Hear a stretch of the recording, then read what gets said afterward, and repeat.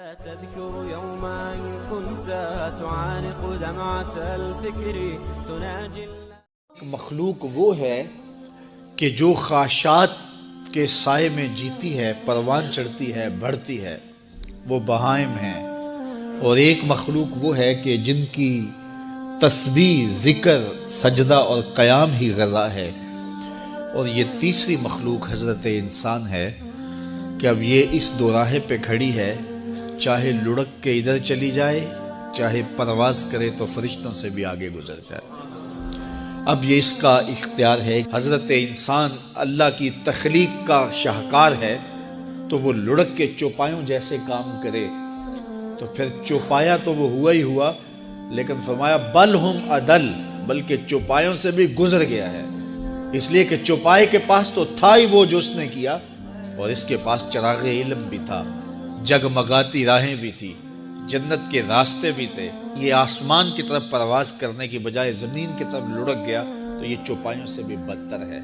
اور اگر یہ دوسرا راستہ جو کہکشاؤں سے بھرا ہوا راستہ ہے، نور و نکھت سے سجا ہوا راستہ ہے، اس خیر کی راہ پہ گامزن ہوتا ہے تو پھر فرشتے بھی اس کی قسمت پہ رشک کرتے ہیں، پھر فرشتوں سے بھی آگے گزر جاتا ہے. یہ اللہ تعالیٰ نے ہر طرح سے راہیں اس کے لیے اجال دی، فطرتاً بھی اور انبیاء اور رسل کے ذریعے بھی، کتب کے ذریعے بھی، صحیفوں کے ذریعے بھی، مصلحین کے ذریعے سے، عقل و فہم جو دیا گیا اس کے ذریعے سے.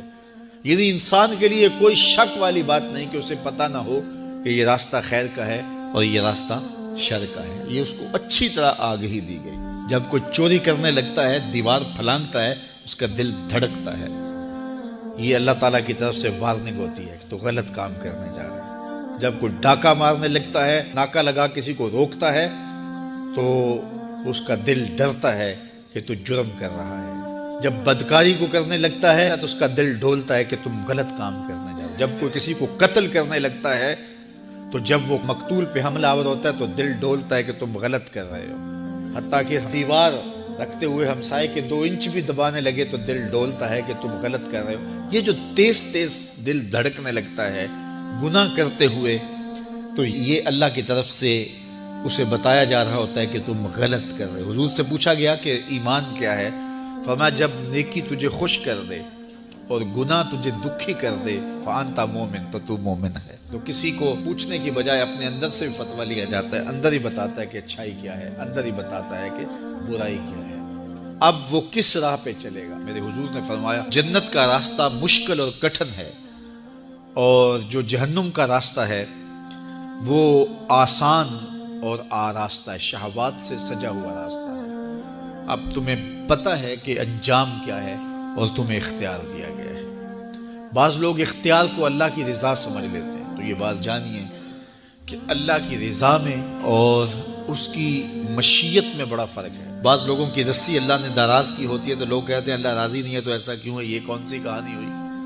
ظالم جابر لوگ تختوں پہ بیٹھ جاتے ہیں، مختلف حکومتیں سنبھال لیتے ہیں اور خلق خدا کی ناک میں دم کر دیتے ہیں. لوگ کہتے ہیں اللہ راضی نہیں ہے تو ایسا کیوں ہے؟ یہ کون سی بات ہوئی؟ تو یہ ہمارا ایک خود ساختہ کہا ہوا جملہ ہے.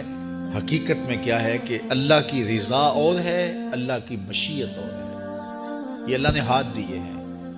اللہ کی رضا یہ ہے کہ ان ہاتھوں سے اچھے کام کیے جائیں. آنکھیں دی ہیں تو ان آنکھوں سے قرآن مجید کی تلاوت کی جائے، اللہ کی قدرت کی نشانیاں دیکھی جائیں. لیکن ان آنکھوں کو شہوات سے بھر دیا جائے، ان ہاتھوں کو ظلم سے بھر دیا جائے تو اللہ روکتا نہیں ہے. ایسا نہیں ہے کہ بندہ گالی دینے لگے تو زبان ٹیڑھی ہو جائے. ایسا نہیں ہے کہ بری نظر سے آنکھوں کی بینائی کمزور ہو جائے. ایسا نہیں ہے تھپڑ مارنے لگے تو ہاتھ رک جائے. ایسا نہیں ہے کہ وہ میخانے کی جانب چلنے لگے تو پاؤں کی انگلیاں ٹیڑھی ہو جائیں، چلا نہ جائے. ایسا نہیں ہے. یہ اللہ کی مشیت ہے. اس نے قدموں میں طاقت رکھ دی، جدھر جانا چاہے جائے. اس نے اختیار بھی دیا ہے، لیکن یہ اس کا دیا گیا اختیار ہے، یہ اس کی مشیت ہے. لیکن اس کی رضا یہ ہے کہ یہ قدم اٹھیں تو مسجد کی جانب جائیں، یہ قدم اٹھے تو دکھیے کی مدد کے لیے جائیں، رزق حلال کمانے نکلیں. یہ زبان بولے تو قرآن کی تلاوت کرے، یہ لب کھلیں تو احادیث رسول کے نغمے ہوں، خیر خواہی کے کلمات ہوں، مخلوق خدا کی بہتری کی بات ہو. لیکن اگر کوئی گالی گلوچ دینے لگ جائے تو اس سے اللہ کی رضا نہیں. اللہ نے اعضاء بنا دیے اور اللہ نے انسان کو خیر و شر کی تمیز دے دی. اچھائی اور برائی کا پتہ دے دیا، اب اس کی مرضی ہے کہ وہ کدھر نکل